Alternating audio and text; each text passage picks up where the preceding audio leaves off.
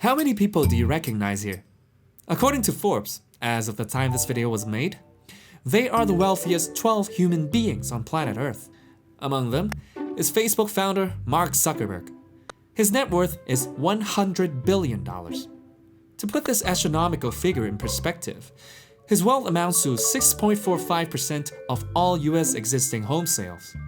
What if you don't spend a dime from now on? Will you catch up with him? Not in a million years. I mean literally. And he only ranks 4th place.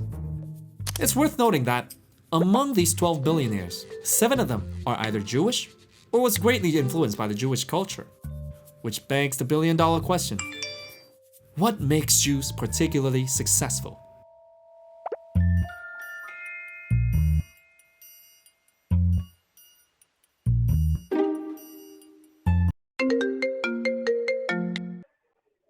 Hey, Tommy. This is Ahron. So I was born actually in the former Soviet Union. I came to the United States when I was 9 years old with my parents as refugees. Being an American Jew, Ahron has first-hand exposure to Jewish culture since birth. Shalom Aleichem, my dear brothers and sisters. And he shares passionately of his values and religious view on his YouTube channel.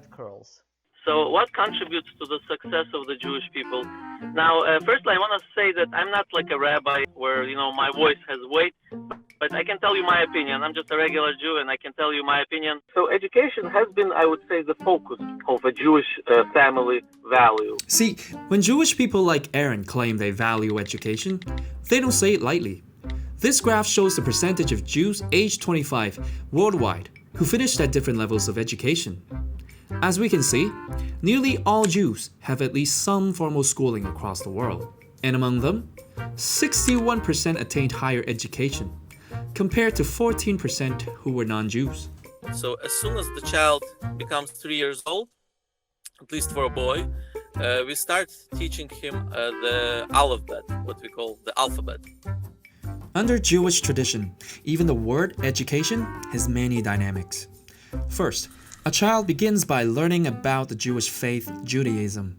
They would also commit to Jewish laws, named halakha, a set of guidelines and obligations all religious Jews abide to. It says that the father is obligated to do 6 things for his son. And one of the things it says that the father must teach his son trade. Trade meaning job. Teach him, a certain trade where he's going to be able to make a living for his family. It's actually a religious obligation for us. With an effective education path mapped out by their parents, Jewish kids are well prepped with all-around knowledge and aspirations at a relatively young age. This might shed some light to why a quarter of all Nobel Prize winners are of Jewish descent, despite it being a minuscule 0.02% of global population. Aside from education though, Ahron also believes there's another secret ingredient to why Jews are generally successful entrepreneurs. We've been exiled from our homeland 2,000 years ago, and we've been scattered. But even though Jews have been scattered, they still kept this brotherly love to each other. Business network might arguably be one of the most important components to any businesses. Well, thanks to the unity of the Jewish community, a piece of local and global network came pre-built. Jews established connections with other Jews.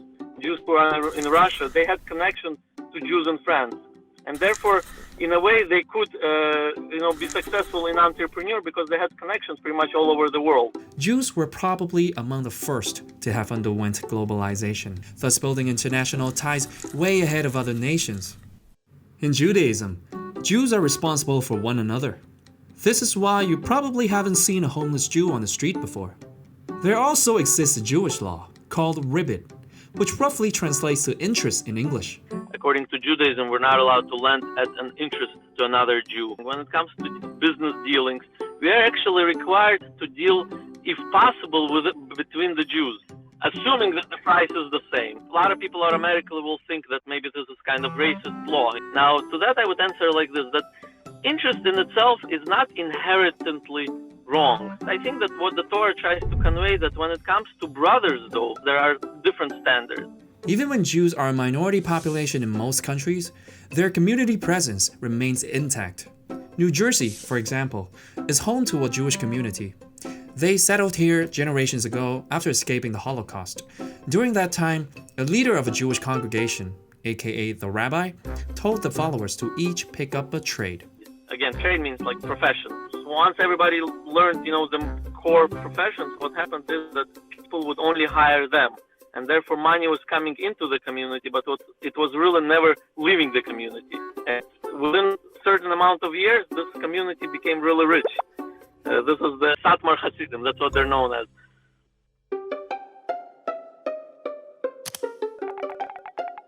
In a way, if you think about it, through their tight bonds, Jews have the ability to build an invisible Jewish economy out of any towns or countries.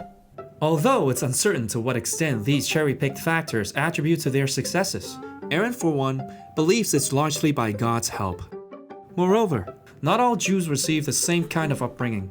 Some might also be atheists or simply less observant. It's not that uncommon. Nonetheless, solely from a wealth-building or an academic achievement perspective though, the Jewish culture does generate a pattern of undeniably positive results over time. This phenomenon, in and of itself, is straight up astounding. If you learned something new in this video, click subscribe and the bell icon to get notified for similar weekly interesting content. For instance, what happened in the first 1,300 days of Trump's presidency? Click on last week's video and I'll bring it to you straight with a simple timeline. See you next week!